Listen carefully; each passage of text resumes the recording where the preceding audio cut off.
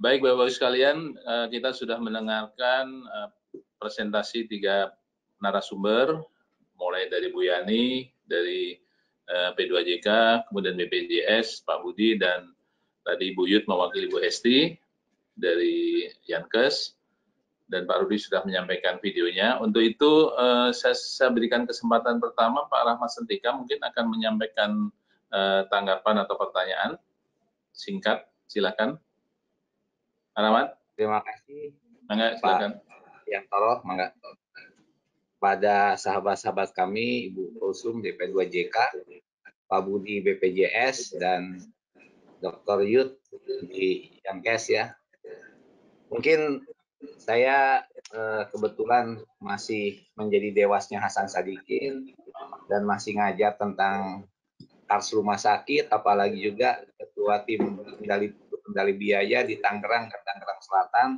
Jadi urusan-urusan seperti ini menjadi banyak pertanyaan kepada saya. Nah, terima kasih Pak Budi sudah ditanyakan semua. Namun saya ngambil sebagai ahli kebijakan publik, begitulah ya, karena sering ngajar di UI. Jadi intinya adalah bagaimana kebijakan-kebijakan yang tadi buku susun disampaikan oleh Yud, juga disampaikan bagaimana sistem pelaksanaannya oleh Mas Budi, juga sistem klaim, dispute dan sebagainya, itu bisa berjalan dengan baik. Tidak mungkin bisa berjalan kalau persepsinya tidak disamakan dulu. Saya hampir dicatat sama saya 267 rumah sakit menanyakan kepada saya pribadi bagaimana caranya. Jadi saya meraba-raba dari kemarin-kemarin disampaikan, ditanyakan ke berbagai tempat, memang sedang disusun, belum selesai. Saya pikir tadi seperti Pak Alex yang sampaikan minggu yang lalu, katakan bahwa akan dimasukkan dalam mekanisme BPJS. Alhamdulillah, tapi ketika dibaca 238 sangat berbeda. Bukan dibagikan pada mekanisme BPJS seperti Bu Kulsum sampaikan.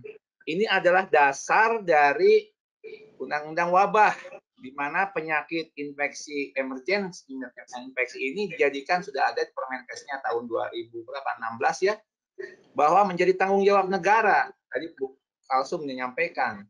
Jadi inilah pembayaran penggantian biaya kepada rumah sakit. Beda sekali dengan konsep BPJS yang menggunakan inasi bijis dan lain sebagainya. Tapi sistem ini digunakan. Mohon ini dipertegaskan yang tadi pertama Bu Kulsum sampaikan kepada semua rumah sakit yang ada dan saat ini sedang menunggu semua. Sehingga coding yang tadinya disampaikan berulang-ulang saya tanyakan ke Pak Budi nyampaikan tentang 341, 342. Nah, sebenarnya di rumah sakit semua termasuk di Hasan Sadikin 2 hari yang lalu kami baru rapat dewas, itu menggunakannya kriteria WHO dan inasi bijis yang internasional, dimasukkannya pada U071, U072 dengan berbagai prosedurnya. Walaupun tadi Bu Kulsum jangan jangan diperdebatkan, tetapi tolong kebijakan disampaikan bahwa kami tidak menggunakan inasi bijis coding dari ICD-10 yang sudah digunakan WHO. Wah, itu semuanya teman-teman saya komplain banyak di sini dan sebagainya. Jadi karena itu maka pertegas bahwa kebijakan publik yang ditetapkan dengan 238 oleh Menteri Kesehatan adalah menggunakan coding ini, menggunakan prosedur ini, dan komorbitasnya digunakan seperti ini. ODP, PDP-nya itu juga agak berbeda dengan dengan diagnosa dari P2P dengan buku-buku petunjuk lainnya, kan di sana ada tulisan 60 tahunnya. Jadi ODP yang dalam kaitan dengan 238 ini berumur 60 tahun dimasukkan sebagai ODP, walaupun tanpa komorbitas. Sedangkan yang di bawah 60 tahun harus ada komorbitasnya. Nah, itu berbeda tuh di situ, tolong disampaikan. Jadi intinya adalah persepsi apapun yang akan ditetapkan sebagai formulasi kebijakan, ini saat ini sedang menyusun formulasi kebijakan yang harus dipahami secara filosofis, sosiologi, sampai substansinya. Substansinya sendiri ada 5 dalam 238 ini. Di nomor 4 tadi Bu Kulsum sudah sampaikan, ini adalah pergantian dari penyakit infeksi emerging ini. Nah, mohon itu dipertegas dalam sosialisasi oleh Yankes. Nah, yang kedua adalah ke Pak Budi ini. Mas Budi, bagaimana kaitannya dengan soal disput ini? Kan tadi ada klaim dan sebagainya ya. Nah, disput ini kan sudah biasa kita 14 hari, kemudian tanda tangannya dan sebagainya. Nah, terdapat potensi disput tidak nih dengan klaim ini? Padahal semua teman-teman saya di sini nih mendengar semua. Dari Rumah Sakit Hasan Sadikin mendengar nih. Rumah Sakit Tangerang dengar nih. Saya kebetulan tadi udah berhubungan dengan mereka semua, mendengarkan sekali bahwa ternyata klaim-klaim ini harus menggantinya sekarang. Kepala bagian anak tadi tuh ikut bicara, harus mengganti coding jadinya. Nah, mudah-mudahan ini dalam 1-2 hari ini dipastikan. Nah, klaimnya, disputnya bagaimana? Kita tahu bahwa klaim ini juga, terima kasih, ternyata hutang, bukan hutang lah, klaim yang belum dibayar, baru 2-3 bulan nih sekarang, Januari, Februari lah kira-kira, Februari, Maret lah 2 bulan ya. Biasanya kan agak lama, jadi tidak ada hutangnya lagi BPJS, terima kasih yang tahun yang lalu. Nah, kewajiban BPJS membayar ini, dengan ditambah lagi verifikasi ini, bagaimana BPJS Kesehatan membagi waktu dan mengatur ini dalam sistem yang sama. Nah, sekaligus juga tadi bagi stafnya Bu Kalsum supaya e-claim ini sangat ditunggu, jangan melebihi 3 hari lah. Ya, jangan melebihi, karena waktunya kan tanggal 15, biasanya dimasukin ini 2 mingguan, dan nanti akan menambah potensi untuk disput. Masalahnya adalah cash flow. Cash flow. Saya kemarin juga membahas tentang Menteri Keuangan dengan Pak Bilmar di tempat saya. Jelas sekali bahwa bagaimana masukan dari sumbangan, dari sponsor, itu mekanismenya harus dihitung. Dalam BLU ini agak sulit tuh memasukkannya dengan persoalan-persoalan yang ini belum selesai. Padahal 90% dananya dari BPJS ini. Jadi mohon klaim dan disput ini bukan dipersulit ya, dipermudahlah. Karena situasinya sedang emergensi, cash flow-nya sudah tahulah kira-kira seperti itu. Nah juga Pak Budi, bagaimana sekarang nasibnya para peserta BPJS Kesehatan? Kan jelas sekali di Hasan Sadikin saja, di rumah sakit lain, malah perintah dari Pak Dirjen untuk mengurangi praktek poliklinik dengan penyakit lain dan kembalikan ke arah UGD. Mana perintah memperkuat triase itu sudah disampaikan ke Puskesmas. Di Puskesmas sekarang sedang sibuk bagaimana APD didapat dan bagaimana PPI dan triase itu dikembangkan.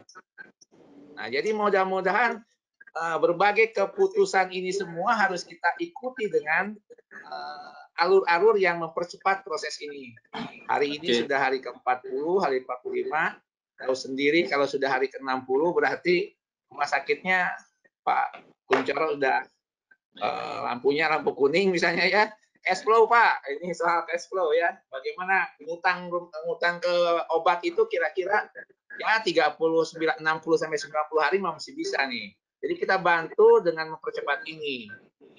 Nah, terakhir, satu lagi Pak, buat Bu Yud tolong dipermudah. Bu Hesti sekarang udah ada Bu Hesti. Semua, sehingga sumber, jadi kan ada 3 katanya tadi, persepsi sudah. Yang kedua adalah aplikasi. Mbak Yud tolong di aplikasinya segera, tadi janjinya dengan Bu Kulsum dari Kemkes, malam ini katanya mau diperbaiki, segera diperbaiki, para menunggu sekali. Nah, terakhir adalah Bu Yud tolong disampaikan ke Bu Hesti tentang forecastingnya harus dipahami dalam pertemuan 2 kali webinar yang dipimpin Pak Supriyantoro ini. Kira-kira kejadian insidennya 8 kali daripada yang dilaporkan Kemkes. Jadi sekarang menyiapkan anggarannya harus 8 kalinya. Jangan sampai tiba-tiba rumah sakit klaim, kemudian udah dan sebagainya lah kira-kira. Nah, kata yang terakhir adalah Bu Kulsum, punten sekali di nomor berapa 342 itu kalau konformasinya. Konformasi itu adalah 5 kali pemeriksaan. Pasti kecil sekali angkanya dan merugikan teman-temannya Pak Kuncoro. Tapi menggunakan WHO, suspek virus infection suspek atau corona dan sebagainya, di suspek aja sudah disiapkan membayar dengan, kalau dulu namanya ringan sedang berat lah kira-kira gitu. Nah, mohon ini pertimbangan itu bukan mau memuntahkan lagi, tapi atas dasar apa sampai kepada konformasi di level terkonfirmasi. Tahu sendiri konfirmasi itu 5 kali sampai ke Jakarta. Sekarang antriannya sudah berapa itu hasil rapid test yang di Badan Litbang Kesehatan itu. Saya tahu sendiri nih, 62 puskesmas di Tangerang, satu puskesmas rata-rata 60 sampai 120. Sekarang sedang ngantri itu hasil swab dan PCR-nya di katanya 10 hari. Kalau di rumah sakit biasa bayar antara 600 sampai 1 juta, hanya 2 jam katanya yang swab itu. Yang PCR ya 1 hari 2 hari lah ada kira-kira. Oke, Pak Rahmat. Masih ada terakhir lagi, cukup ya? Terakhirnya 3 kali tadi soalnya tuh. Wah, 2 kali. Mohon maaf, Pak. Baik, Pak Rahmat. Ini dari Pak Kunchoro akan disampaikan sendiri atau kalau nggak salah mau diwakili Dr. Daniel. Pak Kunchoro dari Persi, ada yang sampaikan biar sekaligus dijawab.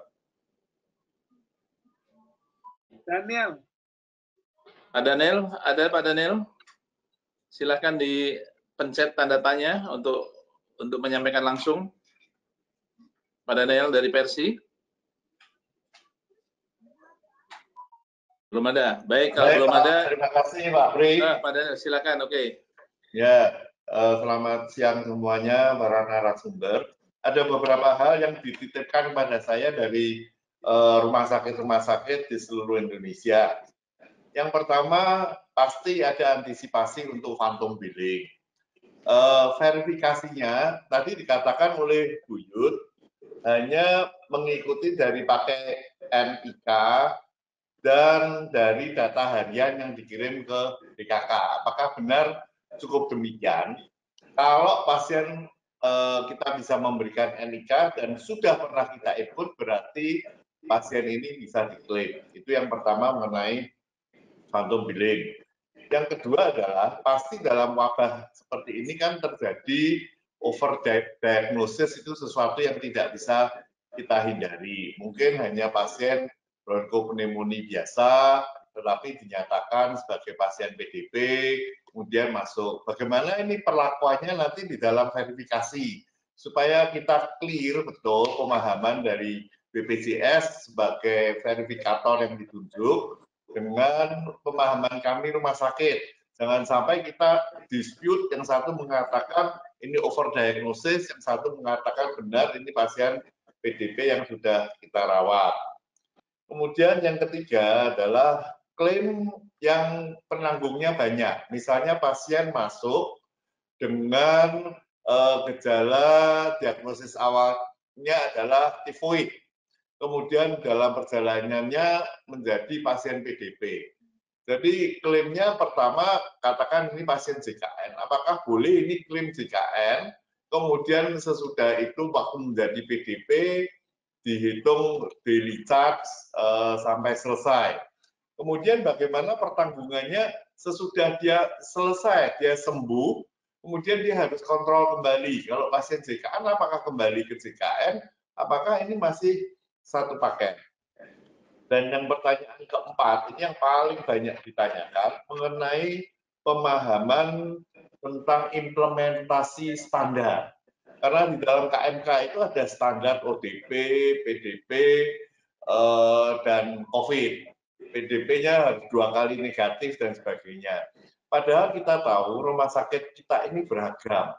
Tidak mungkin semuanya mampu. Misalnya pasien ODP itu dipersyaratkan harus dilakukan swab orofaring. Padahal kan tidak semua rumah sakit itu bisa melakukan swab ada pasien ODP, apalagi pasien ODP-nya rawat jalan. Kemudian juga pasien ODP yang dirawat inap, memang ada ketentuan dalam KMK harus umur 60 tahun lebih atau kurang dari 60 tahun dengan komorbid. Tetapi pembiayaannya belum ada di dalam tabelnya. Ini ikut siapa mengenai pembiayaan. Kemudian yang lain lagi persyaratan-persyaratan harus ada dilakukan BGA, blood gas analysis, pemeriksaan di dimer, kemudian juga kalau pasiennya harus 2 kali swab, padahal kan belum tentu dia 2 kali swab. Nah, kalau hal-hal semacam ini implementasinya tidak clear, kami khawatir akan banyak kasus-kasus yang menjadi dispute dan kemudian harus dilakukan verifikasi ulang. Karena kalau kita berbicara seperti ini rasanya wabah ini sesuatu yang sulit. Belum lagi kita berbicara loss-nya, length of stay-nya. Ada pasien yang 24 hari, ada yang 12 hari. Siapa yang bisa menjamin bahwa ini pasien ini memang betul-betul harus 24 hari? Jangan-jangan karena daily charge bisa diperpanjang terus supaya argonya jalan terus. Nah, hal-hal semacam ini saya kira kita lebih baik bicara terbuka, kemudian kita antisipasi supaya di belakangnya nggak ribut. Saya kira sementara itu, satu hal lagi mengenai pemulasaraan jenazah, karena ini di luar dari charge-nya. Bagaimana membuktikan bahwa jenazah ini dipulasarakan dengan sebenar-benarnya. Nah, ini juga perlu kejelasan mengenai bukti-buktinya, karena belum ada bukti untuk klaim-klaim tambahan mengenai pemulasaraan. Saya kira demikian, Pak Pri. Terima kasih kesempatannya. Terima kasih Pak Daniel yang sudah mewakili Persi dan berbagai hal yang perlu diantisipasi. Ada satu lagi dari Rumah Sakit Budi Kemuliaan, Dr. Fahrul, apakah sudah tersambung? Dr. Fahrul, bisa? Halo? Baik, kalau tidak ada, belum ada, nanti saya kira bisa berikutnya. Silahkan dimulai dari Bu Yani untuk menanggapinya, setelah itu Pak Budi dan Bu Hesti. Silakan.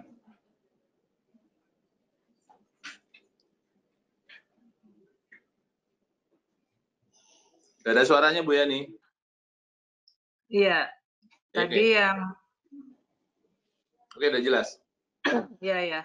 Ya, untuk yang pelayanan nanti Bu Hesti yang menjawabnya.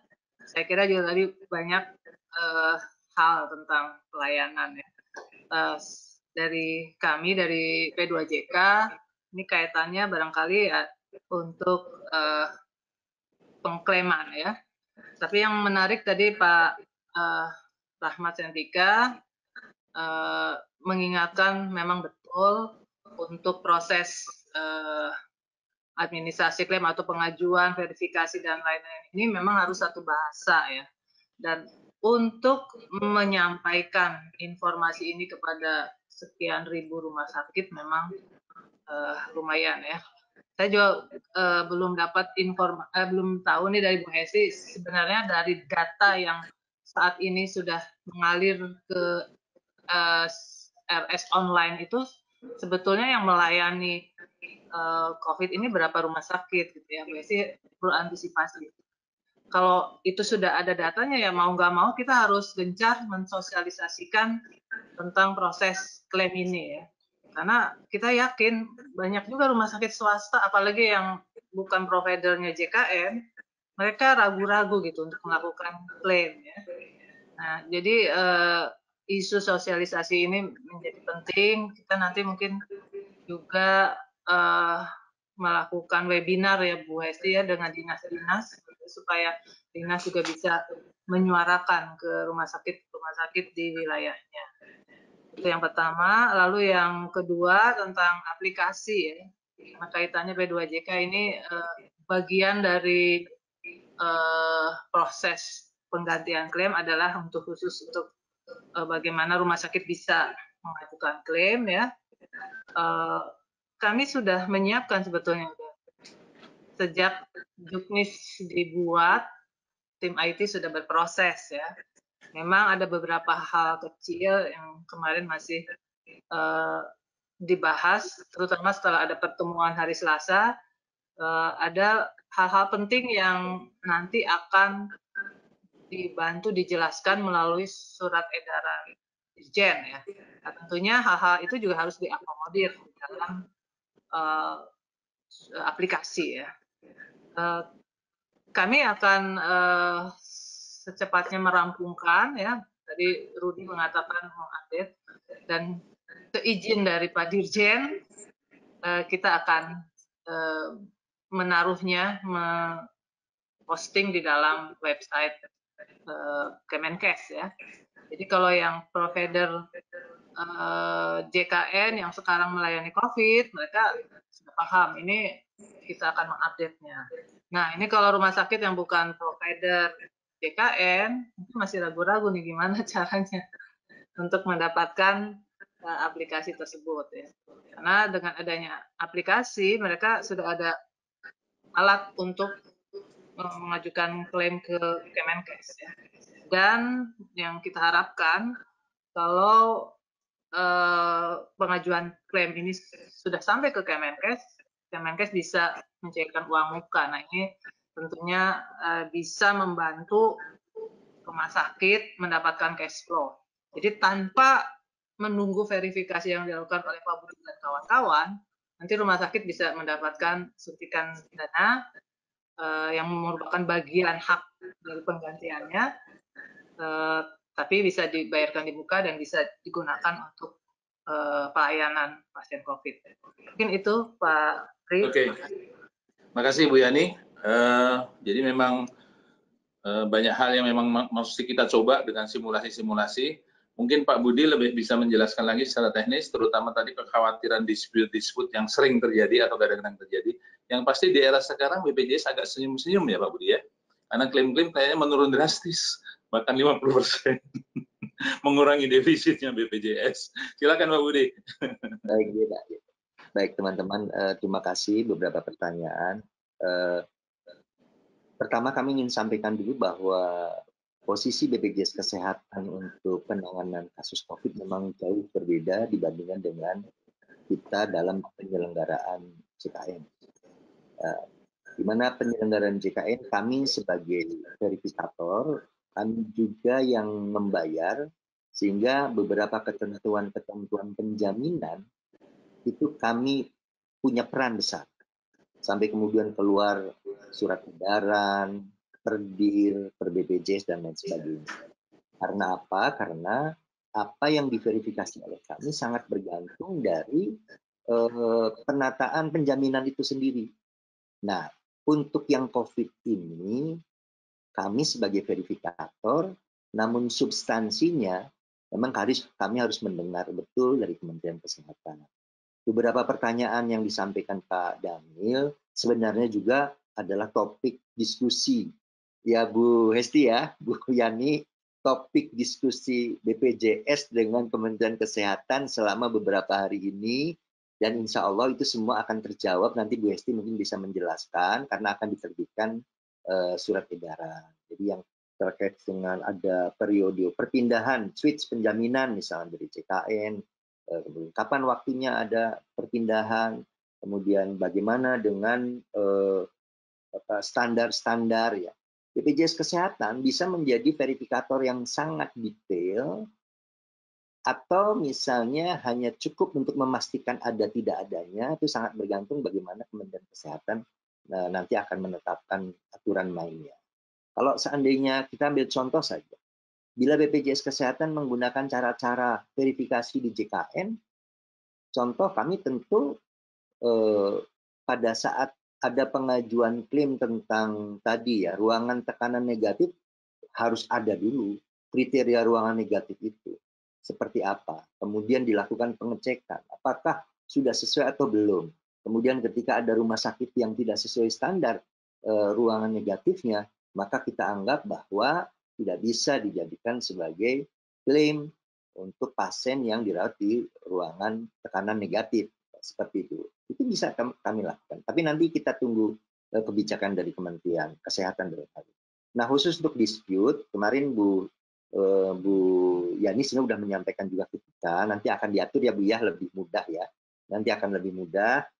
Kalau dispute klaim di kami di BPJS kan secara bertingkat Pak Rahmat Sentika. Jadi kalau kami dispute itu 14 hari di kantor cabang sampai dengan 21 hari, lalu kami di pusat ya, kami mengadakan pertemuan dengan Bu Yani, lalu dibuatlah berita acara, memang panjang itu. Tapi untuk yang ini, saya dengar Bu Yani mengatakan nanti akan diatur menjadi lebih mudah lah insya Allah. Seperti itu, saya kira akan banyak penjelasan yang lebih tepat disampaikan oleh Ibu Hesti. Terima kasih Pak Supriyanto.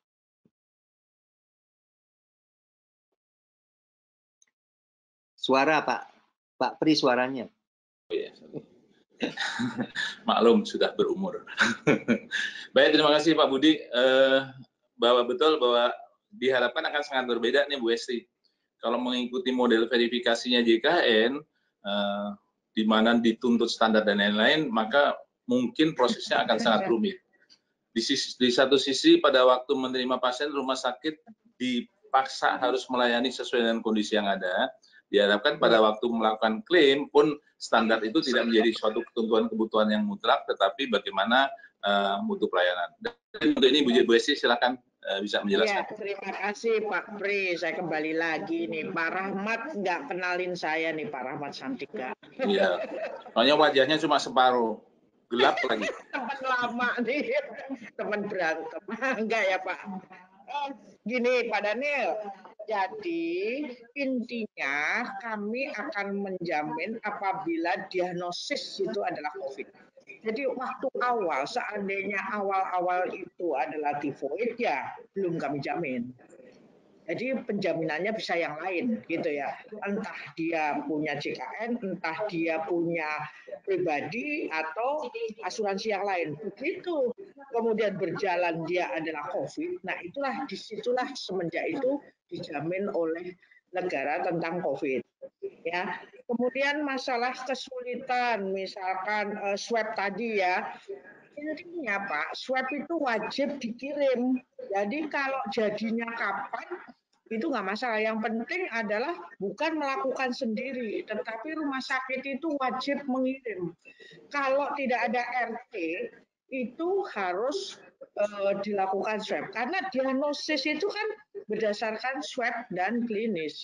Nah, swab itu adalah diagnosis pasti, sehingga hasilnya kapan nggak masalah. Yang penting itu sudah dilaksanakan, ada penegakan diagnosis. Memang seandainya dipulangkan itu negatif pun itu akan diganti, tapi intinya harus di swab Pak. Karena begini, kalau tidak nanti PE-nya hilang Pak, penyelidikan epidemiologinya hilang nanti. Itu wajib untuk pasien yang dicurigai COVID itu kalau tidak dilakukan rapid test itu harus swab. Rapid test itu pun harus dilihat, begitu positif itu sudah ada pedomannya, dia harus dilanjut pada swab. Nah, itu ya mau tidak mau ya harus dilakukan. Kan itu sudah ada ketentuan bahwa itu mesti dikirim. Memang waktu awal-awal, waktu belum ada penunjukan laboratorium yang lain, itu lama. Tapi setelah ada perwakilan-perwakilan di daerah-daerah itu, agak lumayan, agak cepat ya. Jadi intinya seperti itu. Jadi bagaimana kita memverifikasinya itu pasien COVID atau bukan. Jadi dan ini juga peran kepala dinas. Kepala dinas kenapa diikutkan untuk memvalidasi apakah itu betul-betul pasien yang dimasukkan dalam tadi ODP atau PDP atau COVID positif itu adalah validasi dari kepala dinas. Karena itu harusnya mestinya terdaftar. Karena kalau enggak berarti PE kita hilang. Kan pasien-pasien dalam kondisi pandemi ini yang kita data adalah penyelidikan epidemiologinya, itu sangat penting. Kemudian untuk yang ODP memang ada ketentuan kenapa yang dirawat itu betul-betul close contact dengan usia 60 tahun ke atas atau dengan tidak komorbid, karena ini rentan Pak. Begitu dia negatif tentu boleh pulang dan ini diberlakukan sebagai rawat jalan. Tapi kalau dia positif kan harus dirawat. Ini dia yang close contact ya, atau orang yang pulang dari tempat-tempat pandemi ya, tadinya seperti itu. Tapi belum ada gejala sama sekali. Nah, sekarang ada klasifikasi baru, ini OTG, orang tanpa gejala. Dan orang tanpa gejala ini positif. Nah, ini kan sekarang bisa mandiri, tidak dirawat, gitu ya, diperlakukan kayak rawat jalan. Tapi istilahnya tuh sumber daya itu sudah keluar ya, udah ada effort gitu. Nah, kemudian untuk jenazah, pemulasaran jenazah itu diperlakukan klaimnya itu per pasien yang meninggal dan memang fixed price. Nah, ini yang tidak tercantum dalam juknis akan diberikan pada surat edaran menteri. Jadi Bu Yani akhirnya tanda tangan menteri, bukan tanda tangan Dirjen Pelayanan Kesehatan ya. Jadi sudah disiapkan tanda tangan menteri dan ini sudah dikoreksi Pak Dirjen, koreksi Bu Yani sudah saya koreksi. Tadi insya Allah betul, mudah-mudahan hari ini bisa ditandakan Pak Menteri, besok sudah kita bisa edarkan untuk surat edaran ini. Saya kira memang banyak sekali, saya paham akan ada beberapa variasi-variasi di lapangan, yang dimana teman-teman itu ada keraguan, misalkan koinsiden, apa ini komorbid, apa ini apa komplikasi, pasti banyak.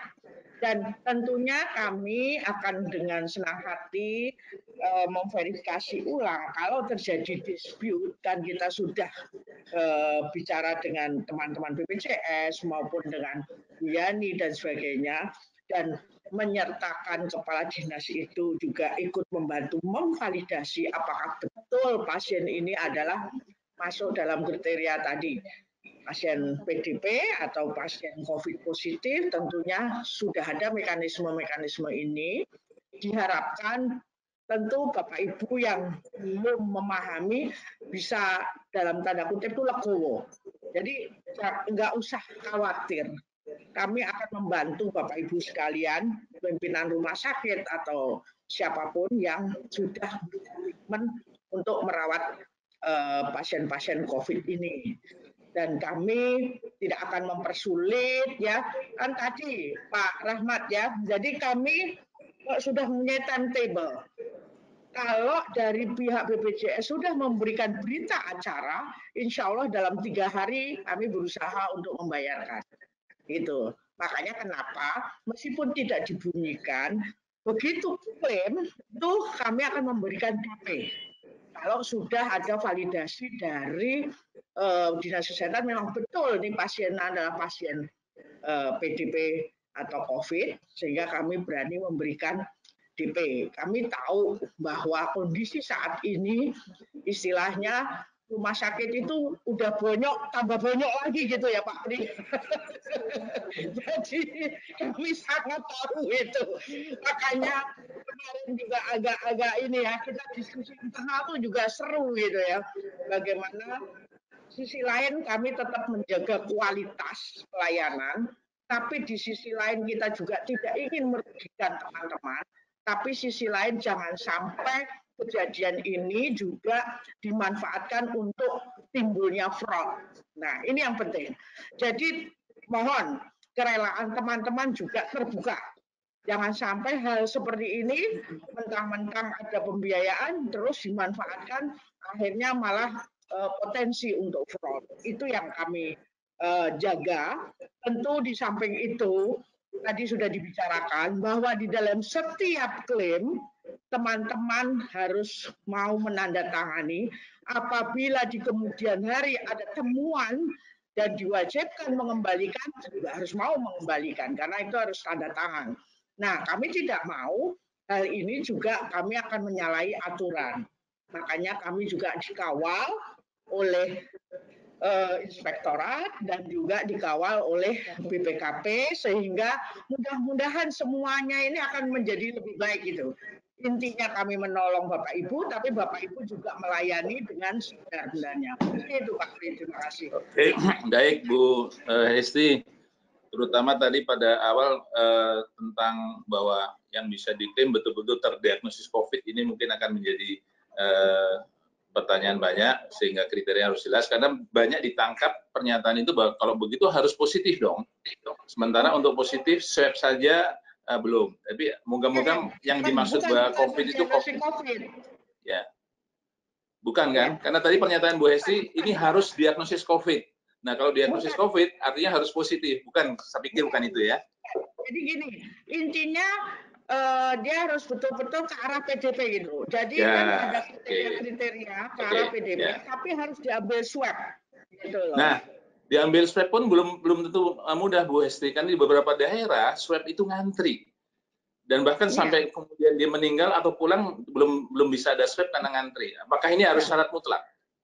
Ya, di syarat edaran ada Pak, di surat edaran nanti. Meskipun hasilnya kapan, Itu nggak masalah, kan negatif pun juga nggak masalah, asal betul-betul itu masuk kriteria PDP tadi. Ya, PDP mungkin ya. Tapi kalau swab, apalagi pada awal-awal periode pandemi, itu banyak sekali yang untuk ngantri swab aja susah. Moga-moga ini menjadi pertimbangan juga nanti, sehingga jangan sampai mereka sudah bekerja tetapi gara-gara tidak di swab dan bukan salahnya rumah sakit, kemudian dia tidak bisa dapat klaim. Moga-moga nanti menjadi pertimbangan. Oke, Ya, paling baik. tidak intinya bahwa ini benar-benar terdaftar pada epidemiologi, ini termasuk golongan yang PDP gitu. PDP ya, oke. PDP atau ODP, tapi yang sesuai kriteria yang ada komorbid ya. Baik, Bapak Ibu sekalian, Bu Maria, apakah ada yang akan bertanya langsung atau melalui chat? Oke, ini ada beberapa pertanyaan. Yang pertama dari Muhammad Marjan, Rumah Sakit Anisa Tangerang. Pasien yang dirawat dengan PDP setelah dilakukan swab terjadi perbaikan klinis sudah tidak membutuhkan terapi parenteral atau terapi bantuan lain. Apakah pasien boleh dipulangkan sambil menunggu hasil PCR? Mengingat hasil PCR masih lama, bisa sampai 2 minggu mengingat keterbatasan ruang rawat. Jawabannya saya yakin boleh. Jika pasien sudah dipulangkan sebelum ada hasil PCR lalu baru diketahui hasil PCR positif, apakah pasien dapat dirawat kembali atau diisolasi di rumah sakit sambil menunggu hasil PCR, walau kondisi pasien tidak membutuhkan tata laksana parenteral? Apakah klaim ambulan untuk merujuk bisa diklaim terpisah karena juknis hanya ada klaim mobil jenazah? Moga-moga nanti dijawab singkat-singkat karena waktunya sempit. Lanjut, ada lagi? Bu Maria? Biar cepat karena waktunya tinggal 10 menit. Oke. Dari Pak Hedi Aryadi nih, Ketua Arsada. Apabila klaim setelah melalui verifikasi dan dibayar kemudian suatu saat dilakukan audit yang menurut auditor kelebihan bayar, bagaimana penyelesaiannya? Yang saya pahami, paparan Mas Budi BPJS masih menyebut APBD bantuan, tidak spesifik bantuan pemerintah. Mohon diklarifikasi.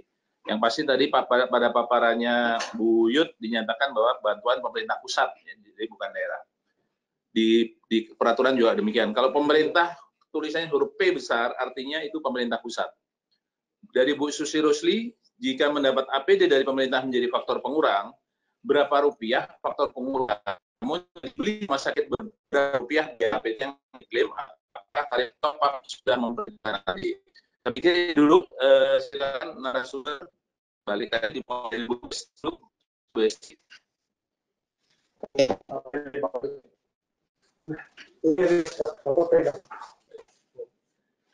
Halo, atau mau Bu Yani dulu, boleh silakan. Iya, terima kasih. Ini pertanyaan dari Rumah Sakit Anisa Tangerang. Saya sebetulnya juga bukan orang pelayanan ya. Sebetulnya kalau ada ODP, PDP dirawat itu harus satu episode ya Bu Hesti ya. Satu episode observasi. Kalau nggak salah 14 hari. Jadi jangan sampai begitu keluar hasil negatif, terus dipulangkan gitu ya. Saya takutnya kejadiannya sudah dipulangkan, terus ada juga yang belum keluar hasilnya dipulangkan dan akhirnya positif. Jadi kembali lagi tadi yang didebatkan bahwa harus positif, saya juga ingin merefer saja ke juknisnya, karena juknis KMK 238 ini kan mengacu ke Permenkes 59 dan Undang-Undang Wabah. Jadi yang dibiayai itu adalah suspek dan confirm positif ya. Tadi juga menurut Pak Ahmad Sartika, confirm ini 5 kali diperiksa. Saya nggak hafal tuh, adanya di Bu Hesti mungkin ya. Tapi yang penting ada PDP yang swabnya negatif, yang sudah dirawat di isolasi ya pasti dijamin gitu, termasuk ODP juga. Nah ini saya mungkin nggak bisa jawab nih Bu Hesti, kalau ada PDP dalam isolasi di rumah sakit terus swab hasilnya negatif, boleh nggak dipulangkan?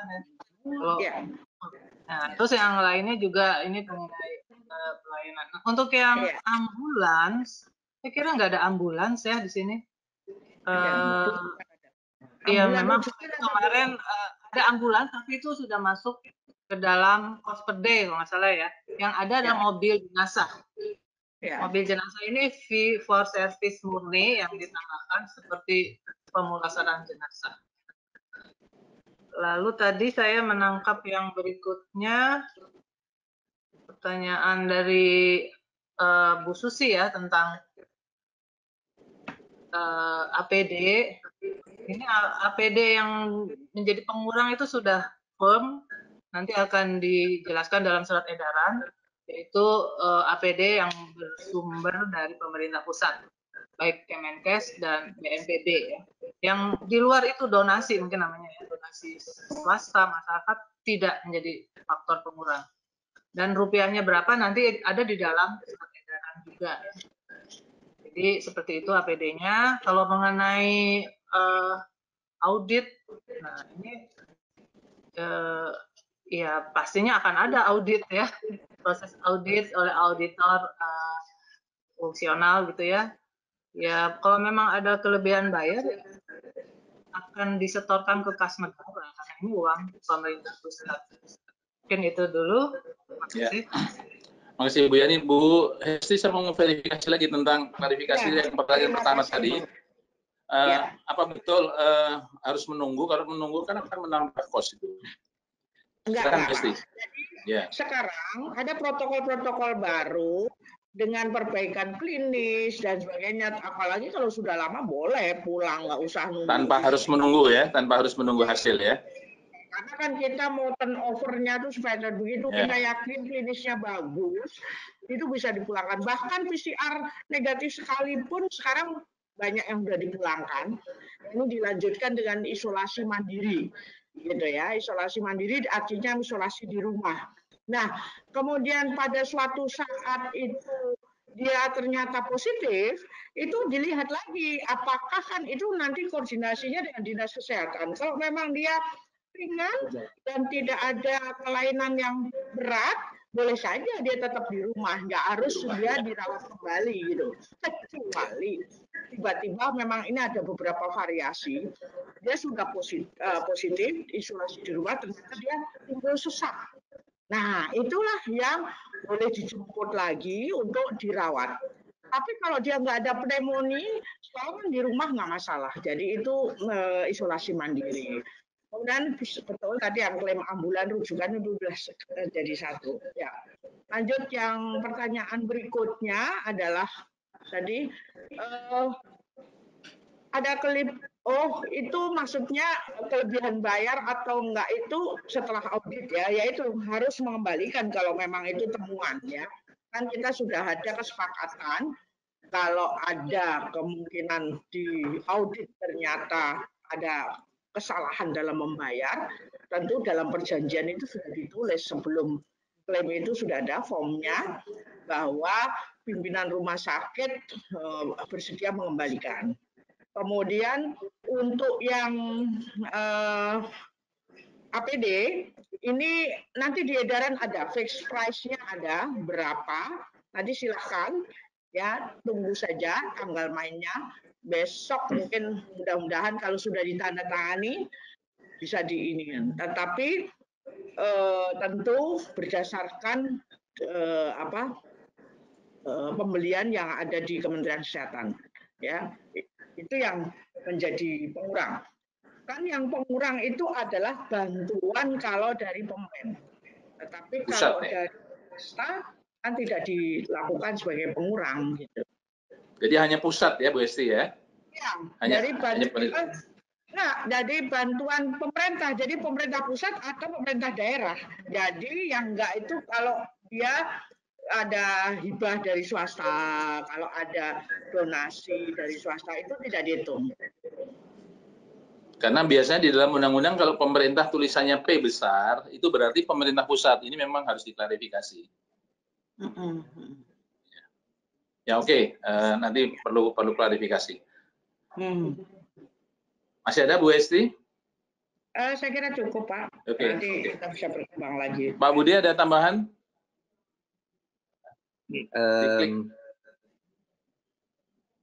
Ya, tambahan sedikit saja dari kami. Yang pertama memang Tadi kalau memang ada statement dari Bu Hesti APD itu juga dari Pemda, ya nanti BPJS ikut ya. Ini berarti data APD Pemda harus didapatkan oleh kita sebagai pengguna. Nah ini pertanyaan dari Bu Susi ini. Jadi kaitannya APD itu adalah APD bantuan saja sebagai pengurang. Begitu dia didapat dari hasil membeli, maka tidak ada klaim karena dia merupakan bagian dari top up. Jadi yang kita akan hitung hanya APD bantuan. Yang pertama. Yang kedua, nanti cara kami menghitung pun kita akan cek fasilitas tertentu, misalnya pelayanan diberikan selama klaim-klaim yang diajukan kepada kami adalah klaim pengajuan dari pelayanan katakanlah 15 hari begitu. Nah, selama masa 15 hari itu kita coba cek juga ada nggak APD bantuan yang ada di sana. Nanti kita akan perhitungkan di sana. Jadi sistem penghitungannya, pengurangannya adalah setelah kami selesai melakukan penghitungan terakhir berapa nilai yang disetujui, baru kemudian kita akan kurangi dengan APD yang ada di rumah sakit. Demikian. Baik, terima kasih Pak Budi. Bu Maria, apakah masih ada waktu dan masih ada pertanyaan? Bu Maria? Sore Pak, ini masih ada beberapa pertanyaan, waktunya tinggal 1,5 menit. 1,5 menit. Bisa diperpanjang dikit nggak? Barang 10 menit. Ya, kita tambahkan Pak. Oke, silakan. Ini dari Pak Ibas Basuki. Di KMK, pasien di standar pelayanan baik ODP maupun PDP harus dilakukan swab. Apakah ini nantinya jadi syarat mutlak untuk bisa dijamin oleh Kemenkes? Tadi sudah dibahas. Untuk ruang isolasi, apakah harus satu kamar satu pasien atau bisa satu ruangan beberapa tempat tidur? Yang ketiga, pasien yang awal masuk ODP tetapi akhirnya masuk di ruang rawat inap biasa karena kasus non-COVID. Kemudian yang keempat, untuk standar pelayanan penunjang, apakah harus sesuai dengan KMK atau bisa disesuaikan dengan kemampuan rumah sakit? Selamat siang dari Rumah Sakit Bina Husada ingin menanyakan, untuk pengurang angkanya yaitu A, N kali B, kurang S, kurang C, kurang A itu mestinya ya, bukan S ya. Apakah nilai C tersebut jumlah keseluruhan atau yang digunakan saja? Ada lagi? Bu Maria? Cukup? Nggak ada lagi? Waduh, panjang. Ada 6 pertanyaan tentang kriteria ruangan untuk isolasi dan ruangan ICU pasien COVID. Jika pasien PDP atau konfirmasi sudah dinyatakan 2 kali swab dengan hasil negatif, namun pasien masih perlu perawatan untuk komorbidnya, pasien akan berubah menjadi tanggungan BPJS. Bagaimana teknis pencetakan SEP-nya? Ini Pak Budi nanti. Jika ada pasien PDP atau konfirmasi dirawat dengan komorbid CKD dan membutuhkan pelayanan hemodialisis rutin, apakah pelayanan hemodialisis dapat ditagihkan secara terpisah ke BPJS? Jika pasien PDP atau konfirmasi saat pulang atau meninggal tidak dilakukan swab atau swab kedua, apakah dapat diklaim? Ini mungkin maksudnya. Bagaimana teknis penyertaan faktur pembelian APD menimbang pembelian APD tidak dibeli satuan? Dan yang keenam, pada pasien PDP atau konfirmasi dengan pernyataan kronis, apakah obat penyakit kronis menjadi tanggungan Kemenkes atau bisa masuk kategori obat-obat atas indikasi? Jika dilayakkan, untuk periode berapa lama? Dari Rumah Sakit Santo Borromeus, Bandung. Silakan, mungkin yang pertama Bu Hesti, saya pikir pertanyaannya karena Bu Hesti. Kriteria ruangan isolasi, ya. Itu kriteria ruangan isolasi dan ruangan ICU. Maaf, ini mana dulu? Nah, yang pertama ya, yang sebelumnya, Maria, Bu Maria. Nah ini. Dari standar pelayanan baik ODP maupun PDP harus dilakukan swab pelayanan ini jadi syarat mutlak. Sebetulnya kan sekarang tuh ada juga yang RT ya, rapid test. Yang penting ada intinya itu kan supaya kita tuh bahwa ini pasien ini digolongkan dari pasien PDP ODP bener nggak? Jangan sampai bukan gitu loh. Ini yang inti dari pesan message-nya tuh seperti itu. Kalau mau dilakukan rapid test itu silakan aja, tetapi jangan sampai pasien ini kehilangan untuk penyelidikan epidemiologinya. Intinya kan itu, dan memastikan bahwa ODP PDP ini jangan sampai bukan dari golongan-golongan yang ada pasien-pasien sekarang. Misalkan, oh ternyata dia bukan ODP atau PDP, dia hanya demam berdarah ternyata. Kemarin kan ada juga pasien di lapangan itu seperti itu. Jadi sebetulnya dia bukan golongan dan itu tidak terdaftar biasanya di dinas kesehatan. Ya, kemudian untuk ruang isolasi harus satu kamar pasien, bisa beberapa tempat itu. Oh, silakan aja. Yang penting adalah ini memenuhi syarat. Kan tentunya kalau ini kan teknis ya, nanti teknis memverifikasi. Kalau idealnya kan memang satu kamar satu pasien, tetapi jaraknya kalau memang dia punya ruangan yang luas dengan yang penting jarak tempat tidurnya memenuhi PPI nggak masalah. Ya. Dan pasien awal masuk ODP tetapi akhirnya masuk ini tadi udah ya? Ya udah, ya. Awal masuk ODP tapi akhirnya masuk di ruang rawat inap biasa karena kasus non-COVID, ya tentunya diagnosa akhirnya apa kan? Kalau memang dia bukan pasien itu kan, pertama mungkin dia sudah dilakukan effortnya memakai APD dan sebagainya. Nah, pada saat dia ternyata bukan non-COVID, tentunya ya akan dijamin yang penjaminan yang lain ya, gitu. Dan untuk standar pelayanan penunjang apakah harus sesuai dengan KAI bisa? Oh, enggak, ini tidak harus. Jadi itu hanya standar yang, tapi ada minimal yang harus dilakukan gitu. Tidak harus misalkan semua dilengkapi karena tergantung kemampuan rumah sakit. Tapi begitu tidak dilakukan pada yang dasarnya ya tentu ada faktor-faktor pengurang. Nah ini memang kemarin juga dibicarakan cara memverifikasinya seperti itu. Nanti detailnya tentu di lapangan seperti apa ya. Kemudian ada lagi yang satunya yang dari Bu Remes, kriteria ruangan untuk isolasi dan ruangan ICU untuk pasien COVID. Kan ini ada di Fasiankes dan juga di itunya kan kita ada ya, seperti apa bahwa isolasi seperti apa, ruangan ICU yang untuk COVID itu seperti apa, itu sudah ada semua ya. Kemudian PDP atau konfirmasi dinyatakan 2 kali swab dengan hasil negatif masih perlu Nah, ini juga ya. Nah, tentunya kalau dia sudah pindah ruang rawat, ya tentu penjaminannya jadi penjaminan yang lain ya.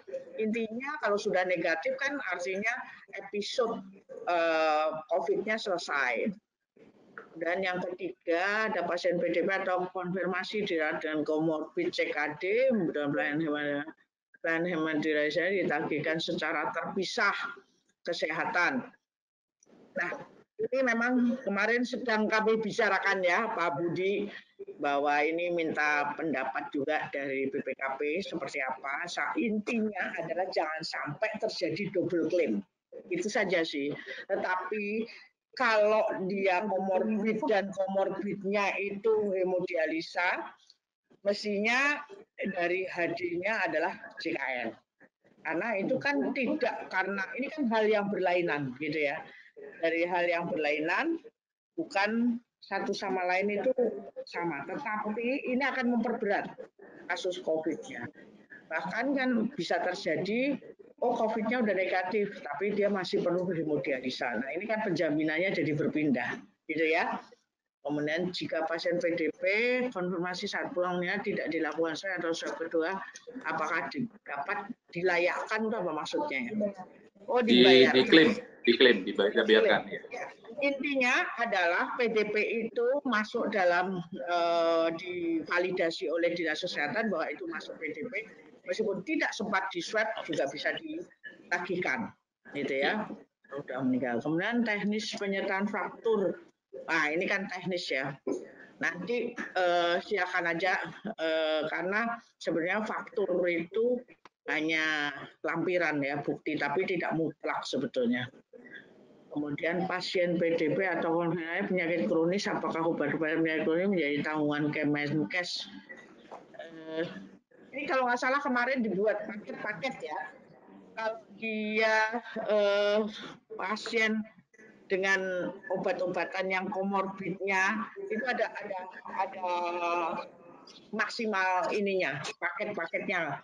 Ada harga-harganya itu sudah ada nanti di surat edaran kita lihat ya, bahwa itu sudah ada fix harga-harganya yang disertakan tentunya kan pada saat dirawat. Jadi itu tidak besar ya. Yang besar itu adalah justru pada saat dia di ICU. Nah, ini kami melihat paket obatnya itu sangat besar. Itu mungkin ya. Kemudian ada lagi? Oke, cukup Bu Yani, Bu Hesti. Mungkin ada tambahan dari Bu Yani atau Pak Budi? Pak Budi mungkin yang tadi ada pertanyaan tentang perubahan BPJS. Jadi teman-teman sekalian, kami bisa memahami sekali bahwa pertanyaan terbanyak dari teman-teman adalah berkaitan dengan persoalan jaminan. Jadi tadi beberapa contoh Pak Daniel, kemudian dari Berumis juga. Jadi dari BPJS sudah menyampaikan masukan kepada Kementerian Kesehatan tentang hal tersebut. Kita tinggal nanti menunggu dari SE Pak Menkes, namun Bu Hesti, Bu Yani, harapan kami ya setidaknya BPKP sudah bisa melihat terlebih dahulu. Karena kalau sebagai contoh nih, pertanyaan rumah sakit Boromis sangat bagus nomor 2. Karena sudah lebih dari 3 kali 24 jam. 3 kali 24 jam itu ada di Perpres ya kan juga. Nanti kita putuskan di dalam SE, teman-teman tidak usah khawatir, akan ada satu keputusan yang itulah yang menjadi pedoman kita bersama. Dalam hal ini BPJS Kesehatan sudah memberikan masukan dan tentu keputusannya nanti ada di Kementerian Kesehatan. Saya mungkin hanya menjawab bisa itu saja. Oke, Bu Yani ada tambahan? Cukup. Cukup, oke. Bu Maria, waktu habis pas 15.10. Bapak Ibu sekalian, terkendala dengan waktu, saya kira pertemuan hari ini, webinar kali ini kita banyak mendapat masukan tentang secara teknis bagaimana proses klaim. Walaupun di sana sini memang ada beberapa hal yang harus diklarifikasi lagi, tetapi inilah bagian dari proses learning by doing, karena memang kita dihadapkan pada situasi yang emergency. Kita tidak mengatakan bahwa Kemenkes harus sempurna, BPJS sempurna, kita pun sempurna, tetapi dengan etikat baik, marilah kita ikuti proses ini. Tentunya dalam perjalanan ada peluang juga untuk melakukan revisi-revisi. Beberapa yang masuk ke kami memang mempertanyakan tentang panduan biaya yang di satu sisi didasarkan dasarnya apa dan seterusnya. Mungkin nanti bisa kita tindak lanjuti dengan webinar berikutnya, tergantung nanti usulan-usulan dari para peserta dan para kolaborasi. Bapak Ibu sekalian, sekali lagi terima kasih terutama kepada para narasumber, kepada Persi, Ketua Umum Persi, Pak Kuncoro yang telah membuka dan mengarahkan pada awal. Demikian juga kepada para narasumber, Bu Hesti, Direktur Rujukan, Bu Yani, Ketua P2JK, dan Pak Budi dari BPJS, serta para pembahas yang masih kelihatan wajahnya Pak Rahmat Sentika, dengan juga Pak Daniel, dan juga tadi ada beberapa yang menyampaikan melalui setting. Moga-moga apa yang disampaikan pada hari ini, walaupun belum memenuhi seluruh jawaban, belum bisa menjawab semua persoalan, tetapi paling tidak menjadi bagian dari proses agar proses klaim ini segera berjalan. Dan moga-moga nanti malam bayi yang baru iklim bisa lahir ya Bu ya, ini ya, betul-betul lahir, tidak tertunda, sehingga teman-teman rumah sakit segera bisa mempelajari dan mengaplikasikan dan melakukan klaim, karena sekarang sudah tertumpuk 1 bulan lebih, tidak terbayang bagaimana juga melakukan proses tagihan tersebut. Demikian Bapak Ibu sekalian, mohon maaf atas panitia atas segala kekurangan, dan sampai ketemu nanti pada webinar kolaborasi berikutnya pada hari Selasa tanggal 21 April bersama dengan Hari Kartini. Nanti mungkin harusnya pembicara dan moderator semua ibu-ibu nanti mestinya 21 April. Topik nanti akan kita sampaikan melalui media-media komunikasi. Sekali lagi terima kasih dan mohon maaf bila ada aspirasi dan pertanyaan yang belum terjawab, akan kami coba kumpulkan dan kami akan jawab secara tertulis nanti melalui media-media yang dimiliki oleh masing-masing kolaborasi. Sekian, terima kasih. Wassalamualaikum warahmatullahi wabarakatuh. Waalaikumsalam.